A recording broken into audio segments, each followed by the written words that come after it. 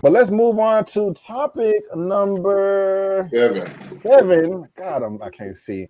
And this is a big merger right here, man. It's the big one. It's a big one. And I can't. This dropped last Monday, and I can't wait to talk to all of y'all about it. Got a new mega company coming through, changing up the game and all this streaming stuff. And it's crazy. It really is. I have some comments. I can't wait to laugh about it, because I thought that this company was doing something crazy last year. But I'm coming to Larry first, man. I got the report right here from Deadline. It says, I got 3 reports. AT&T's WarnerMedia and Discovery to merge to create a new company led by David Zaslav. He is the CEO of Discovery. Also, David Zaslav and John Stankey, the CEO of AT&T, outlined plans for merging Discovery and WarnerMedia, addressing future of Jason Kilar, the CEO of WarnerMedia, CNN streaming, and also this mega billionaire right here. I think he's like 10. I think he got like 10 billion. Barry Diller dubs AT&T's WarnerMedia sales the Great Escape, plays telco for string of business flops. And so, yeah, this is freaking hilarious to me. And guys, a link to all these articles is down in the description box below. But as y'all know, WarnerMedia made the asinine decision to release all of the 2021 films on HBO Max and theaters at the same time, which is, he said brilliant, which is crazy, which is a horrible idea. So I wonder if this has something to do with it. I bet it does. But Larry, I'm coming to you first, man. How are you feeling about it? It's my brother. How are you feeling? I mean, first of all, I have to say, I think it was a brilliant idea to release all those movies. Oh, Lord. You know, because they not only did it give people stuff to watch during the pandemic and generated a whole lot of goodwill towards that company. Hold on, Larry. I'm so sorry to cut you off. I didn't even set this up right. AT&T owns WarnerMedia. WarnerMedia owns Warner Brothers and also HBO Max and a number of other large companies. Here's the thing right here. AT&T bought Time Warner in 2016 for $85 billion. $85 billion. Also, but things are not going well, so they're selling the company right now for $43 billion. And it looks like WarnerMedia is going to be teaming up with Discovery for a new company. That's why I said it looks like they're going to be some new mega company. I can't believe I left all that out right there. And so AT&T will no longer own WarnerMedia, and WarnerMedia and Discovery are combining into another super company. And these articles are just talking about how this transaction is going to play out. There you go. I'm so sorry, Larry. Please proceed, my brother. Yeah, no problem. I don't even remember where I was at now. So I'm sorry. I'm so sorry. That's all good.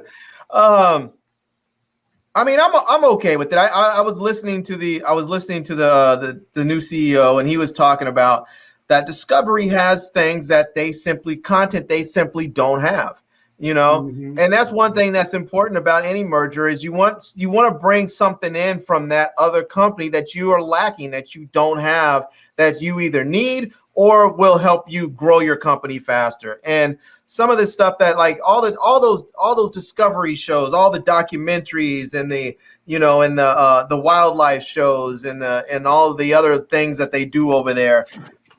I mean, it's just gonna give them more places where it can be seen, and I'm cool with that. I'm okay with that. I'm waiting for now someone to decide they need to go ahead and merge with Nat Geo, so that they can pick up the National Geographic network, because that's just I feel like that's prime for the pickings too. I don't know, maybe HBO should or not HBO, maybe Showtime should do it. Get it over there with CBS and Viacom.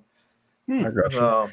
And one take before I come to you, I just want to read this quote. This agreement unites two entertainment leaders with complementary content strength and positions the new company to be one of the leading global direct-to-consumer streaming platforms, said AT&T CEO John Stankey. It will support the fantastic growth of the international launch of HBO Max with Discovery's global footprint and create efficiencies which can be reinvested in producing more great content to give consumers what they want. During my many conversations with John, we've always come back to the same simple and powerful strategic principle. These assets are better and more valuable together.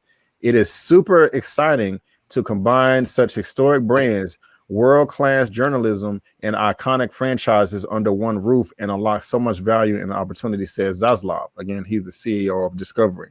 With a library of cherished IP, intellectual properties, dynamite management teams, and global expertise in every market in the world, we believe everyone wins. Consumers with more diverse choices, talent and storytellers with more resources and compelling pathways to larger audiences, and shareholders with a globally sealed growth company committed to a strong balance sheet that is way better positioned to compete with the world's largest streamers.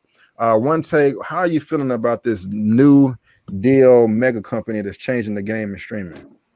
Honestly, right now, kind of nothing, because I feel like they're saying all the right things and everything, but that's every single time somebody buys or merges together. They always say the right things, and personally, I don't really have a take until I actually see some later on down the line when we actually see some actions and how they gonna revolutionize the game or do things different or give us some thing we have never seen before. Because like I said, right now you just got a good mouthpiece. All right, right on. Yeah. Now, before I come to Larry, I have to say this right here because Barry Diller, this cat right here, he is an American businessman, chairman, and senior executive of IAC Interactive Corp. If you look at his net worth, it says that he owns $6.1 billion. And he was kind of laughing about this. Like he said, it's the great escape. And I think I have it's a quote right here that I want to read. Yeah. They drove Jeff Zucker out the building. They drive out many of the talented people, and then they say, never mind, and they sell it. Diller told CNBC in an interview from Little Island, a new park that opens today on the edge of Manhattan's meatpacking district.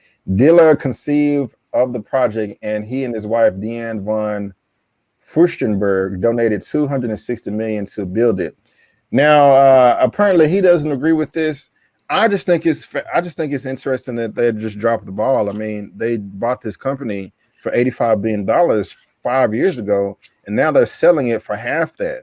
You know, that is a cluster F to the utmost degree.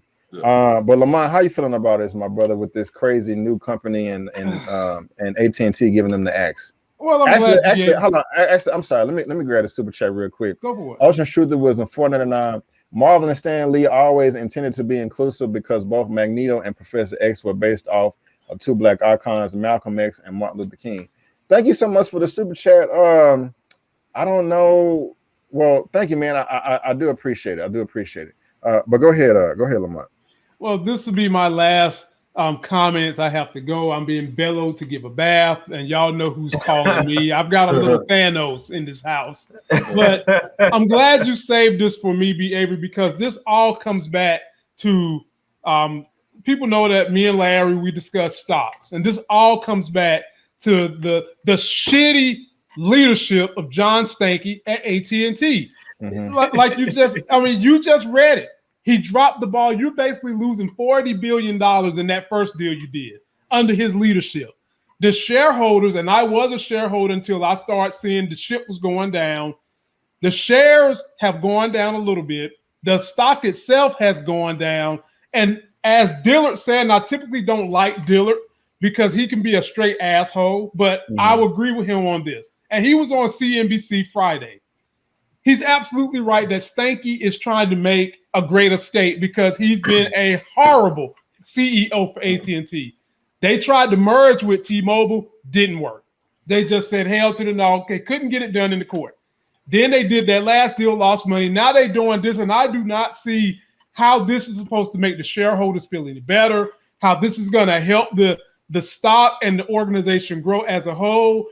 AT&T phone services is getting their ass kicked. They're not doing nothing really new with 5G. So it's like he's got to give the shareholders something to feel excited about.